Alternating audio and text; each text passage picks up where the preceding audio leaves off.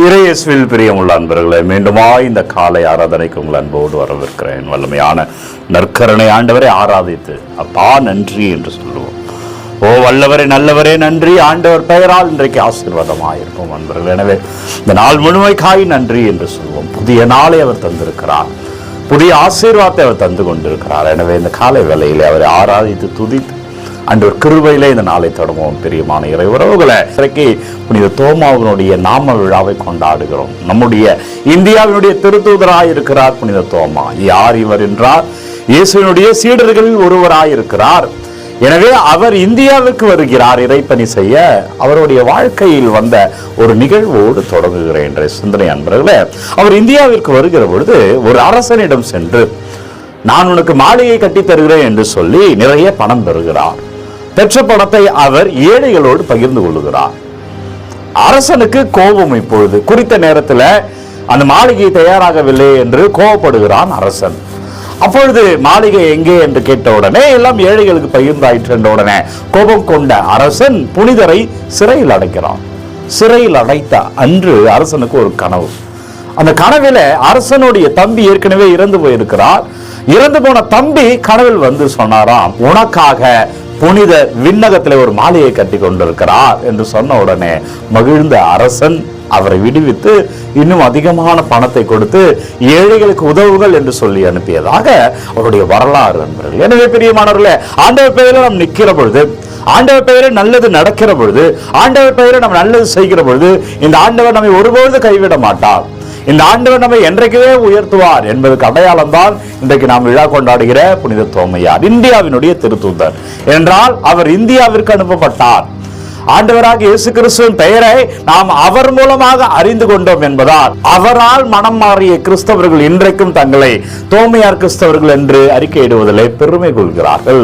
தோமையார் பற்றி பேசுகிற பொழுது டவுட்டிங் தாமஸ் என்று சொல்வார்கள். ஏனென்றால் அவர் சந்தேகப்பட்டார். இயேசு வருகிற பொழுது அவருக்கு மத்தியில் தாமஸ் இல்ல, தோமையார் இல்ல. எனவே நான் இயேசுவை பார்த்தால் தான் நம்புவேன் என்று சொன்னார் புனித தோமையார். எனவே அவரை சந்தேகப்பட்டார், டவுட்டிங் தாமஸ் என்பார்கள். இது எதை குறிக்கிறது என்றால், இது நம் அனைவருமே குறிக்கிறது. நடைமுறை வழங்குகிற இறை சிந்தனை இந்த காலை வேளையில சொல்லுகிற எத்தனை பேருக்கு இது உண்மையாக ஏற்றுக்கொள்வார்கள், எத்தனை பேர் சந்தேகப்படுவார்கள்?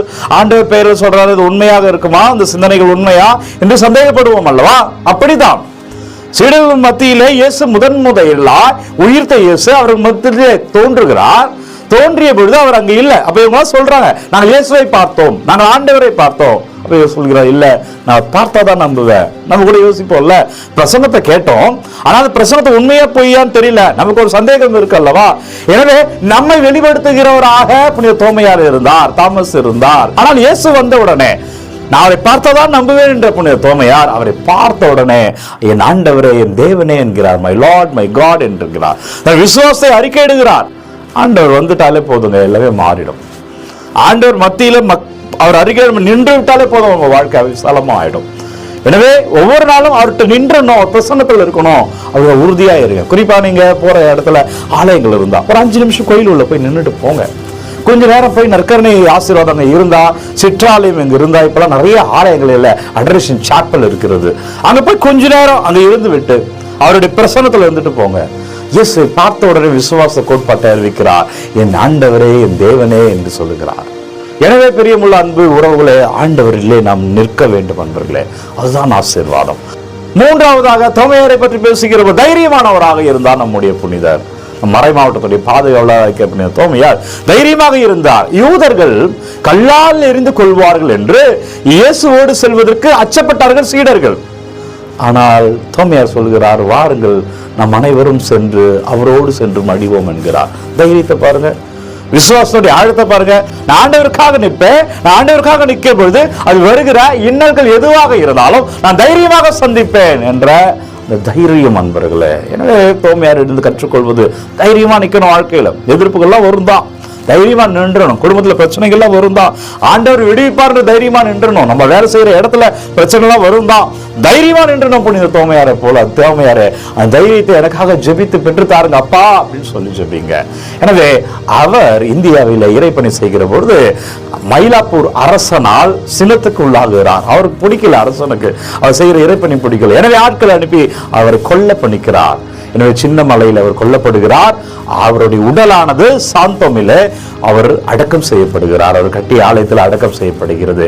அந்த ஆலயம் தான் இன்றைக்கு சாந்தோம் பேராலயமாக இருக்கிற சாந்தோம் சர்ச் என்று நம்ம அழைக்கிற அந்த ஆலயத்தில் தான் அவருடைய உடல் அடக்கம் செய்யப்பட்டது. பிரியமுள்ள அன்பு இறை உறவுல இந்தியாவிற்கு தைரியத்தோடு வந்தார். இன்றைக்கு இந்தியாவினுடைய திருத்தூதராக இருக்கிறார். நமது சென்னை மயிலை உயர் மறை மாவட்டத்துடைய பாதுகாவலராக இருக்கிறார் என்றால் தைரியமா நீங்க கூட உங்க ஆபீஸ்க்கு நீங்க போங்க, தைரியமா நீங்க கூட உங்க வாழ்க்கையில எதுவா இருந்தாலும் நெல்லுங்க, தைரியமாக உங்க ஸ்கூலுக்கு நீங்க போங்க, தைரியமாக நீங்க ஒரு புதிய முயற்சி எடுக்கிறீங்களா தைரியமா எடுங்க, நீங்க புதிய பிசினஸ் எடுக்கிறீங்களா தைரியமா இருங்க, நீங்க வெளியூருக்கு செல்றீங்களா தைரியமா போங்க. உங்களோடு இருக்கிறார், அவர் உங்களை உயர்த்துவார். இன்றைக்கு தோமையார் நிற்கிறார் என்றால் ஆன்மீகத்துல நம்மளுடைய பாதுகாவலராக நிற்கிறார் என்றால் ஆண்டவர் தைரியத்தை கொடுத்த பரிசுதான் அவர் தைரியமா நிற்பது. நாமும் கூட நமது வாழ்க்கையில நிற்போம். அப்பா நன்றி, வல்லவரே நன்றி, இறைவா நன்றி, உம்மை துதிக்கிறோம். அப்பா உம்மை ஆராதனை செய்கிறோம். ஆண்டவரே உமக்கு நன்றி செலுத்துகிறோம் ராஜா. எனவெல்லாம் பிள்ளைகள் தேவைகள் விண்ணப்பங்களால் கமெண்டில் அனுப்புகிறார்கள். ஒவ்வொன்றையும் உங்கள் பாதத்தில் வைக்கிறேன். இயேசுவே நீர் தொடுவீராக, அப்பா நீர் ஆசீர்வதிப்பீராக, தோமையாரே எங்களுக்காய் ஜெபிப்பீராக. விண்ணப்பம் கமெண்ட்ல என்னவெல்லாம் அனுப்பி கொண்டிருக்கிறார்கள், இதெல்லாம் வேண்டும் என்று வாஞ்சையோடு கேட்கிறார்களோ ஒவ்வொன்றையும் உங்கள் பாதத்தில் வைக்கிறேன். நீங்கள் விடுதலை தாங்க, அன்றே நீங்க ஆசீர்வதிங்க ராஜா. உங்கள் வல்லமையே நாங்கள் வாழும்படியா வல்லமையான நற்கருணை ஆண்ட பெயரில் அபிஷேகமாய் இருப்பீர்கள். விண்ணப்பங்களை எல்லாம் அவர் ஆசீர்வாதமாய் மாற்றுகிறார். இயேசு கிறிஸ்து திருப்பெயரிலே என் பிள்ளைகளை இன்றைக்கு மகிழ்ச்சியாய் வாழ்வீர்கள். என்னவெல்லாம் விண்ணப்பங்களை கமெண்ட்ல அனுப்பி கொண்டே இருக்கிறீங்களோ இயேசு கிறிஸ்து பாதத்தில் வைக்கிறேன். ஆண்டவர் இயேசுவின் பெயரால் அபிஷேகமாய் வாழ்வீர்கள். உங்கள் அனைவருக்கும் திருவிழா நல் வாழ்த்துக்களை தெரிவித்துக் கொள்கிறேன். குறிப்பாக நமது மறை மாவட்டம் சென்னை மறை மாவட்டம் சார்ந்த அனைவருக்கும் திருவிழா நல் வாழ்த்துக்களை தெரிவித்துக் கொள்கிறேன். நமது மறை மாவட்டத்தின் பாதுகாவலர் இந்தியாவினுடைய திருத்தூதர் நமக்காக ஜெபித்துக் கொண்டிருக்கிறார். வல்லமையான இறைவன் நம்மை தந்தை, மகன், தூய ஆவியார் நிறைவாக ஆசீர்வதிப்பாராக. தோமையார் இயேசுவின் பெயரிலே தைரியமாய் நின்றார். நீரும் வாழ்க்கையிலே தைரியமாய் நிற்பீராக. வல்லமையோடு நாம் வாழ்வோமாக. இந்த நாளும் இனிய நாளே.